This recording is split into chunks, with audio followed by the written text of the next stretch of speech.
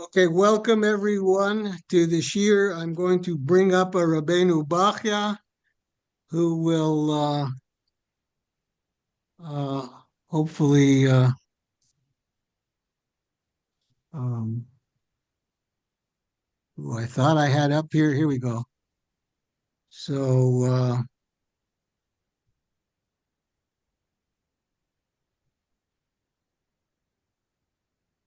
so here, as Paro is getting ready to chase after us on Shmot Yudalid, this is the setup for the encounter at the sea and the drowning of the sea and the song of the sea. Um, and it says he took 600 chariots, which we remember.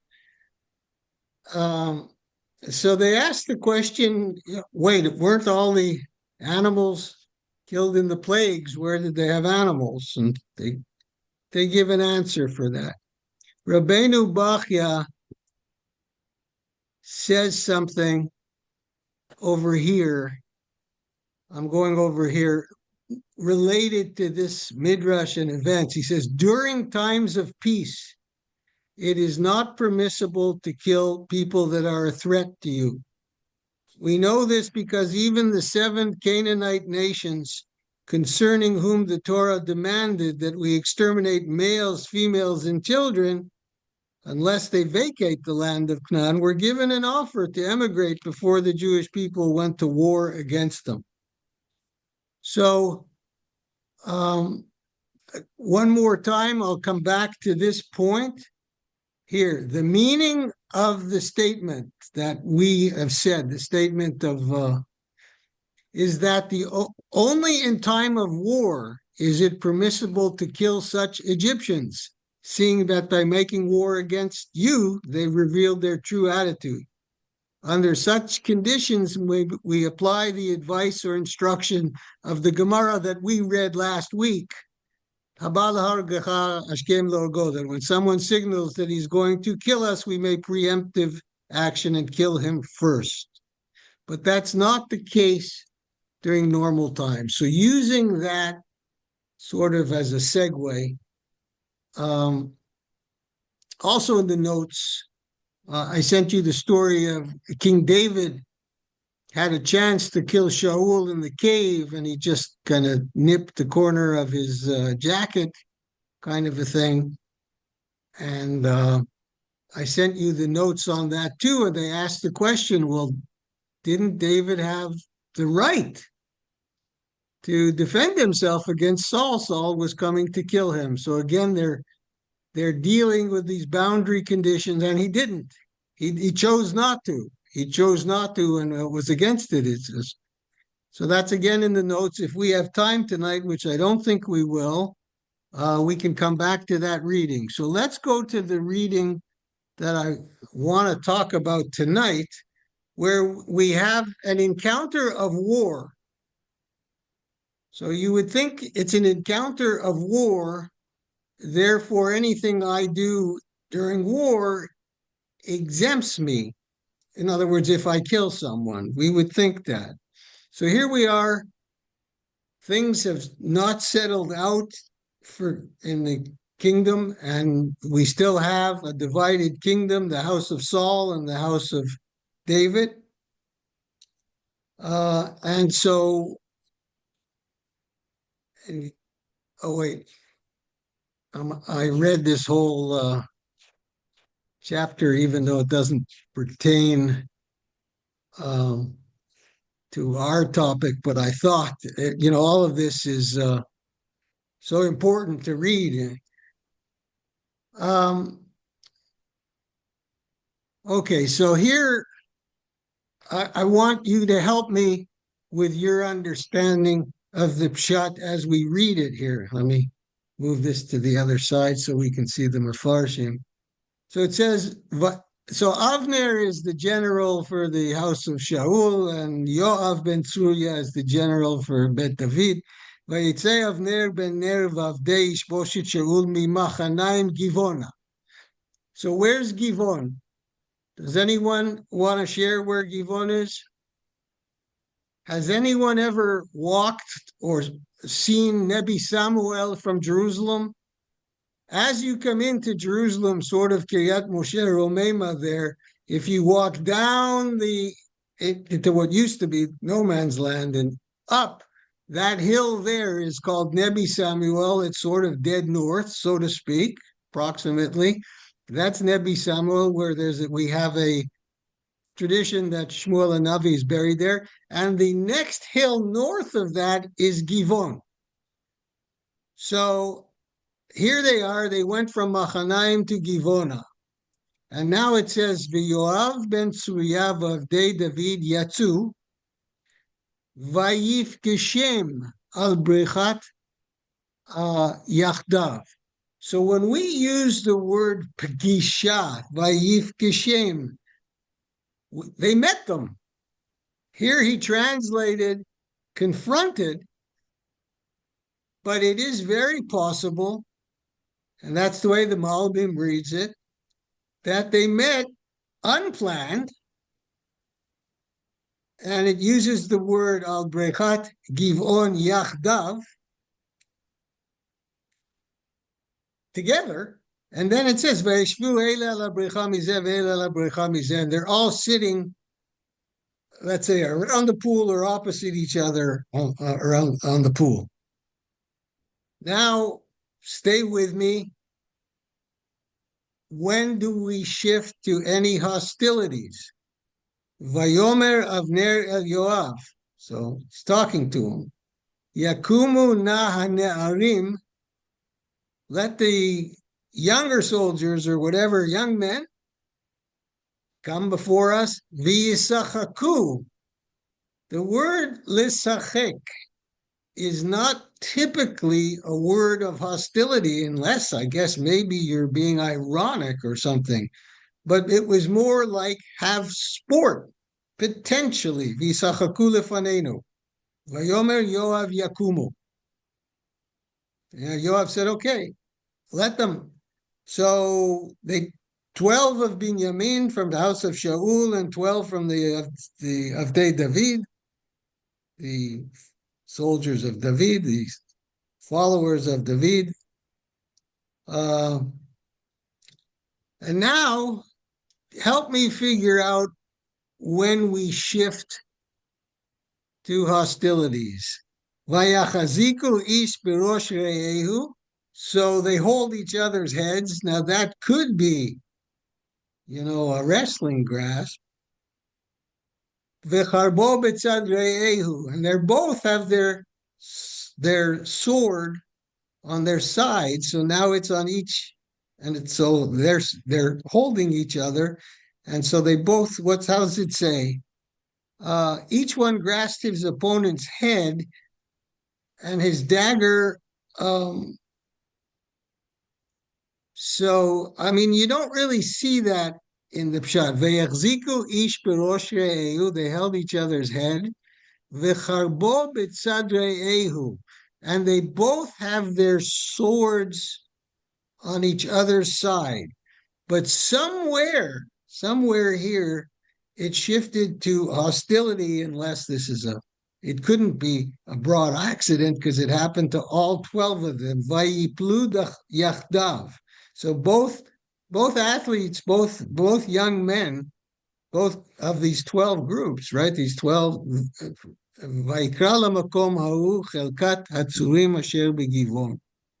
So some tragedy happened here that initiated a battle. Now maybe I read it wrong, and when Avner said to Yoav back here, Yakumu, v'yisachaku, let them come and let them play. Maybe his hostilities were getting ready to happen there. Not sure. That we have to figure that out ourselves. Now it's explicit. Vatahi milchama kashad mo'od. A fierce battle ensued that day, and basically Avner lost. Vayinagef Avner v'anshei Yisrael lifnei avdei David. The house of Shaul, led by Avner, was routed basically by David's soldiers. Notice that they always say Anshei Yisrael and Avdei David. It's an interesting use of language. The people, right? The followers, the men of Israel, David's slaves, essentially, of David. They were such loyal followers of David that you could use the word Eved, just like we consider ourselves of Hashem. Okay, now the three brothers are there, right? Yoav and his two brothers. Vayu sham shlosha b'nei Tzruya, Yoav v'Avishai v'Asael. So Yoav is the general. Avishai and Asael are his brothers. And Asael kal biraglav. So that's the term that we use even in modern Hebrew for any to describe a very, very fast runner. We say kamo Asael kal biraglav, a very fast runner. Ke'echad hatzvaim asher basadeh, like a deer in the field, like a gazelle in the open field. But now, look at the word vayirdof, Asael. So Marty, when I saw that word yirdof, I thought of the discussion we had offline about a rodef. So it's clear that Asael had the intent to be a rodef acharei Avner. So it isn't a doubt. It isn't the thief maybe wants to do armed robbery, maybe doesn't. So it uses the word vayirdof Asael acharei Avner. V'lo natani, stuck with him. Avner is retreating, and he wouldn't, right? He wouldn't go for any other soldier.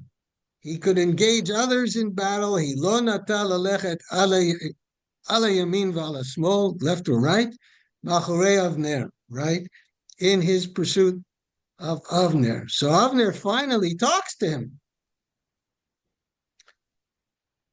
And he said, Vayifen Avner acharav, he turns around, and he says to him, Vayomer ha'ataze Asael, they now know each other by name.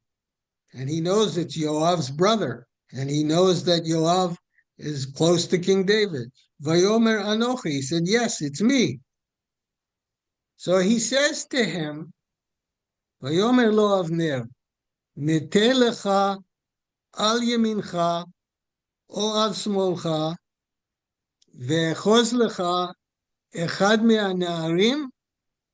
He says, instead of trying to do battle with me, and Avner is saying, look, let's not do this. I'm trying to save you. I'm a very skilled warrior. These are my words now. They're not in the text. If you fight against me, it won't go well for you. So go, niteh lecha al yamincha v'al smolcha. You don't want to return from battle saying you didn't fight.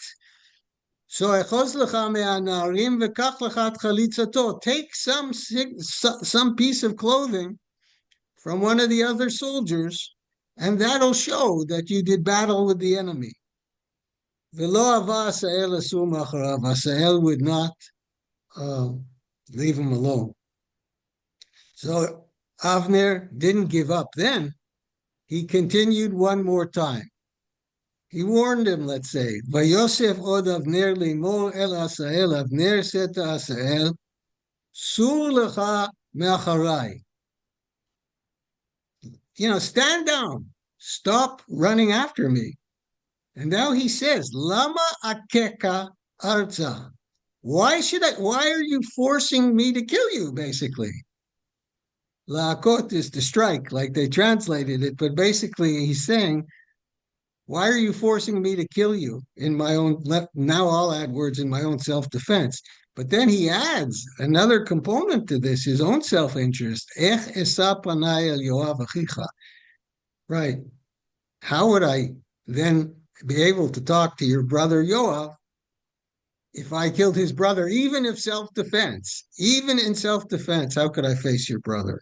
But Asael was so bent on the mission, so dedicated to the mission, and here it comes.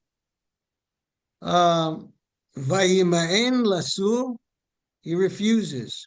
So what does Avner do? Basically, he kills him. It says, Vayakehu Avner, he struck him be'acharei hachanit. So if the acharei hachanit would mean he's taking the back end of the spear, the back end of the spear. Now, don't I don't know if the text wants to show us his proficiency, as how skilled he was, and he did this in an unusual feint, flipping over his spear and then pushed it through his El HaChomesh, his, what's the word, Chamesh, 5, his fifth rib, Vatetzei Achanit Macharav, and he pierced him entirely, and the very strong blow went through his whole body, Vayipol Sham Vayamot, and he immediately fell and died. Tachto, right, on this, right. Vayihi Kol Haba, now the tragedy, Makom Asher Nafal Sam Asael, Vayamot, Vayamodu, right? So all who came to the place where Asael fell and died halted. So now, let me ask you, we'll still read a few more psukim and then go to the text. Doesn't it sound like Avner is pretty innocent? Yes, indeed, right? Self-defense. Yeah, it sounds like he tried to get him to stop down, right? But what if I already gave a hint with what I said, that Avner must have been, a black belt in swordsmanship, the highest level, and maybe Asael was a white belt, maybe. So maybe it isn't so clear cut. But let's just, I know we have shortage of time, but let's go and see, how does this story even end? So now the rest of the army is Yoav and Avishai with their army is running after Avner, and they come. Yoav Avishai acharei Avner v'shemesh ba. So it's the sun's starting to set. V'hem ba'u ad hagivah ma asher al pnei kiach derech midbar Givon. So they're the road to the wilderness of Givon. So they're sort of heading east.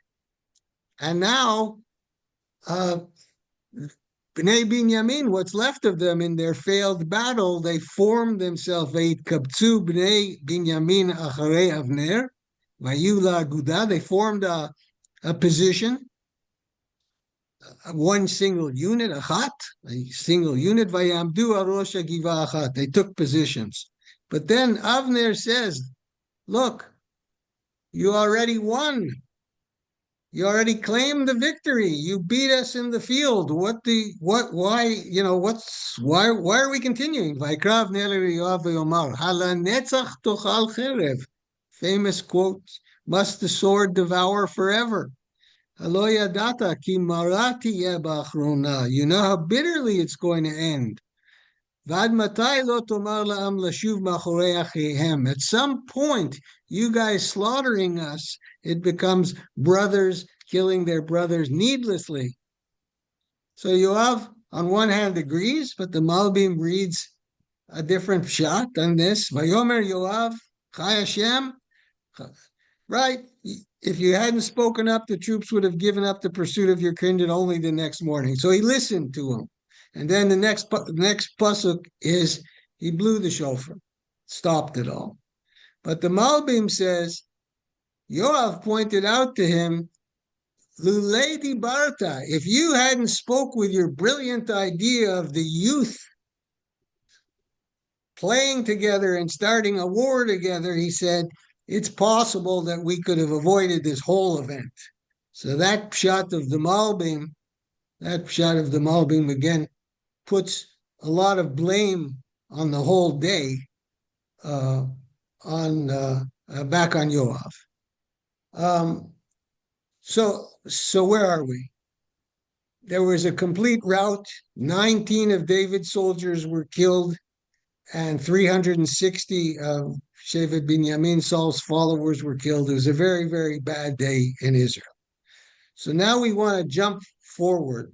Yoav, in the next chapter, which I had originally planned on reading, kills Avner.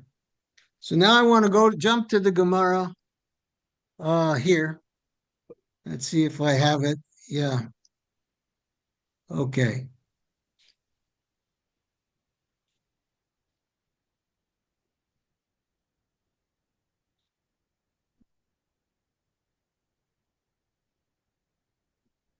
Okay, the Gemara turns to discuss the incident of Yoav. Atuya le Yoav, Daine. They were judging him, right? They were judging Yoav. Shlomo HaMelech said to Yoav, "What is the reason that you killed Avner?" Yoav said to him, I was the Goel Adam. Right? So I had a right. The Torah gives me the right to be a Goel Dam, a redeemer of blood.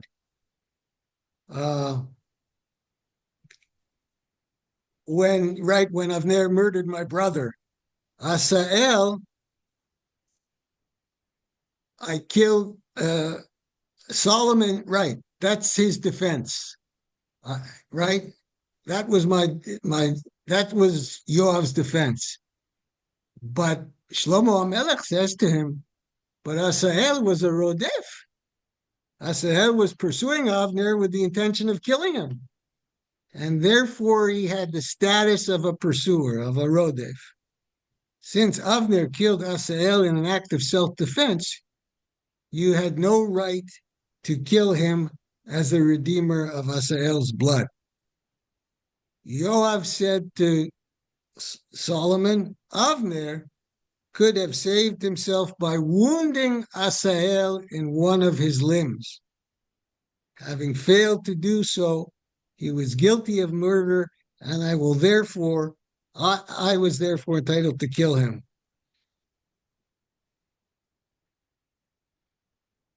So Shlomo HaMelech pursued it a little bit and said, look, they were running, and it was war, right? Shlomo HaMelech said to him, Avner was not able to injure Asael because he was running and could not aim with precision. Yoav said to King Solomon, now Avner was able to aim and hit him precisely in the fifth rib, as it is written, and Avner smote him with the butt end of the spear in the Chomesh. And Rabbi Yochanan said that this means that he hit him in the fifth rib, the place where the gallbladder and liver hang. So, if Avner could aim with precision at the fifth rib, could he not have successfully aimed at one of Asael's limbs? So King Solomon then said, okay, set aside Yoav. Maybe you're right, maybe you're wrong. Let's go to the next topic. So, here we read the text. The text almost suggested, without the Malbim, that Avner was completely in self-defense. But now Yoav said Avner was a very skilled soldier and could have just injured him, making the idea of self-defense a lot more gray. So now I want to stop the recording for a second and